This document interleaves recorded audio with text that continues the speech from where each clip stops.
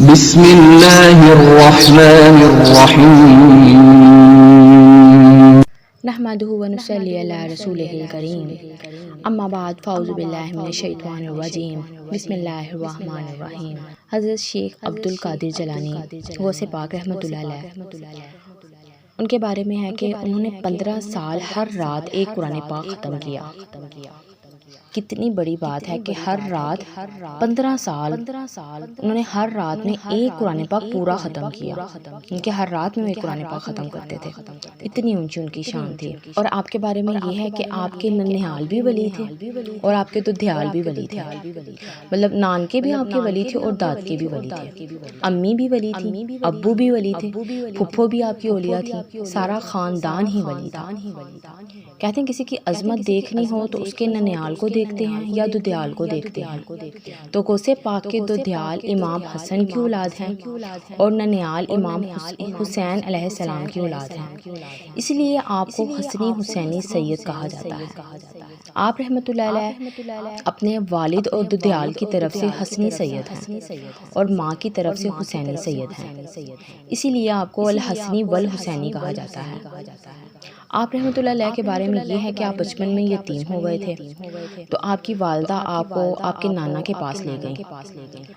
آپ کے نانا حضرت عبداللہ سومی رحمۃ اللہ علیہ بہت ہی بڑے ولی تھے، مستجاب الدعوات تھے، ان کے جو دعا کرتے تھے وہ قبول ہوتی تھی۔ اور آپ کے نانا جان قطب ولی ابدال تھے، وقت کے بہت بڑے ولی تھے، لوگ آپ کی بہت زیادہ عزت کرتے تھے۔ تو جب آپ کی والدہ آپ رحمۃ اللہ علیہ کو آپ کے نانا کے گھر چھوڑ آئیں تو آپ کے نانا آپ کی پرورش کرنے لگے۔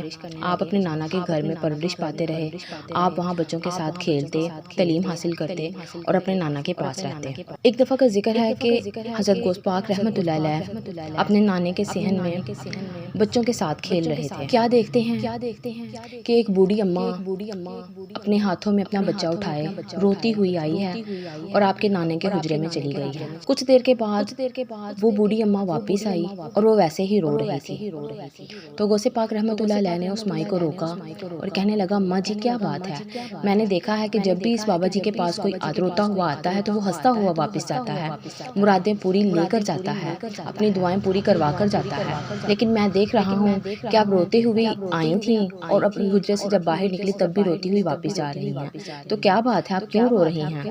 تو اماں جی کہنے لگی، بیٹا میں کیا بتاؤں، میرا بیٹا ایک ہی بیٹا ہے، وہ بیمار ہو گیا، کوئی ڈاکٹری اور حکیمی دوائی جو اس پر اثر نہیں کر رہی تھی۔ مجھے بہت سے لوگوں نے بتایا اس بزرگ کا کہ ان کے پاس جاؤ، یہ مستجاب الدعوات ہیں، ان کے منہ سے نکلی ہوئی ہر دعا قبول ہوتی ہے، تو انشاءاللہ تمہارے بیٹے کو بھی تندرستی عطا ہو جائے گی۔ تو میں اپنے بیٹے کو اس نیت سے لے کر آئی تھی کہ میرے بیٹے کو جو ہے اللہ تندرستی عطا فرمائے گا ان کی دعا سے، لیکن میں ان کے پاس جب گئی تو انہوں نے آسمان کی طرف نگاہ کی تو کہنے لگے کہ تمہارے لوہے قلم پر تمہارے بیٹے کی زندگی ختم ہو چکی ہے۔ اس بزرگ کے اتنی کہنے کی دیر تھی کہ میرے بیٹے نے تڑپ کر جان دے دی۔ تو دیکھو میں آئی تھی اپنے بیٹے کو تندرستی دلوانے کے لیے، لیکن میرا بیٹا تو فوت ہو گیا ہے اور میرا ایک ہی بیٹا تھا، میرا آخری سہارا یہی تھا۔ تو حضرت غوث پاک رحمۃ اللہ علیہ نے فرمایا کہ اماں جان کیوں رو رہی ہو، یہ دیکھو آپ کا بچہ تو بالکل ٹھیک ہے۔ اماں نے جب اس بچے کے منہ سے کپڑا ہٹا کر دیکھا تو کیا دیکھتی ہے، وہ بچہ زندہ ہے اور کھیل رہا ہے۔ اماں بڑا حیران ہوئی اور جلدی سے بھاگی ہوئی اندر حجرے کی طرف گئی۔ اندر حجرے میں جا کے غوث پاک رحمۃ اللہ علیہ کے نانا سے کہنے لگی کہ اے بابا جی، آپ نے تو کہا تھا کہ میرے بیٹے کی زندگی ختم ہو چکی ہے، لیکن میرا بیٹا تو زندہ ہو گیا ہے۔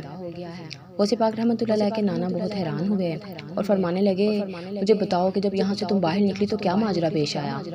تو اماں جی کہنے لگی کہ جب میں باہر نکلی تو اس طرح ایک بچہ مجھے ملا ہے اور مجھ سے ساری اس نے بات سنی ہے اور مجھے کہتا ہے کہ تمہارا جو بیٹا ہے وہ تو زندہ ہے۔ تو غوث پاک کے نانا سمجھ گئے کہ یہ سارا کام غوث پاک رحمۃ اللہ علیہ کا ہے۔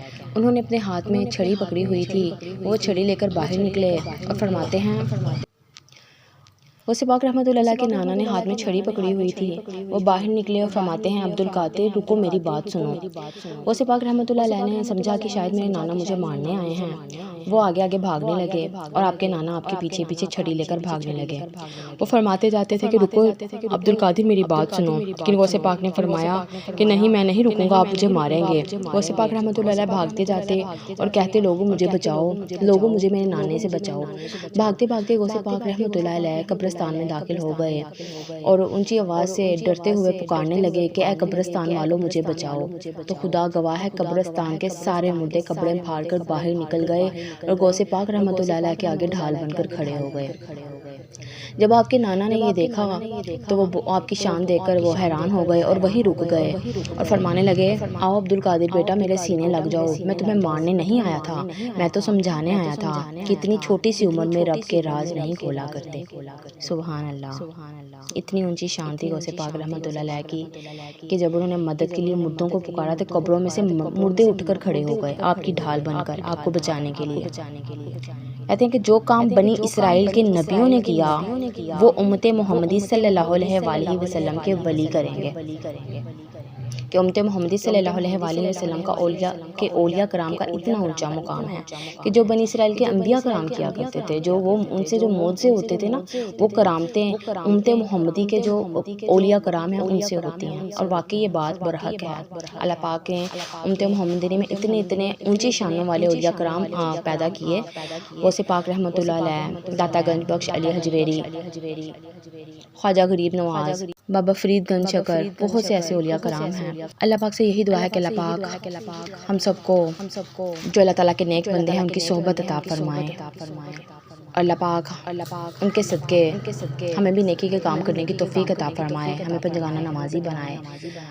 اللہ پاک ہم سب کی بیماریوں کو شفا میں بدل دے۔ درود پاک ہر درد کی دوا ہے، درود پاک پڑھتے جائیں، پڑھاتے جائیں۔ اللہ پاک آپ سب کو اپنے حفظ و ایمان میں رکھے۔ وما علینا الا البلاغ المبین۔